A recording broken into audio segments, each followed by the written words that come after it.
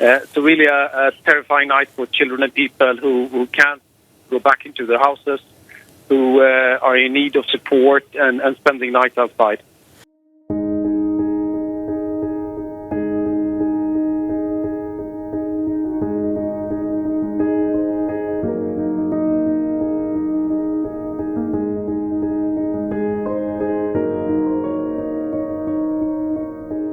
Alam kong nalulungkot kayo sa mga oras na ito dahil nawalan kayo ng matitirahan. Tatakot pa rin kayo ngayon kasi maraming nasaktan. Alam kong natatakot kayo ngayon dahil marami ang mga namatay. Siguro natatakot na kayo kasi yung hanap buhay ng inyong magulang ay nawala na.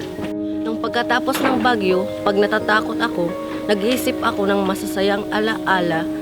At ako ay naglalaro, nawawala ang lungkot ko. Mawawala ang lungkot ninyo kapag kayo sumayaw at kumanta. Dapat kayong maging malakas. Maging matapang kayo. Makakabangon din kayo. Lagi lang kayong ngumiti. Laging maging alerto. Sana hindi kayo mawala ng pag-asa. Dadating ang araw na hindi kayo mahirapan. Sama-sama tayong maging malakas.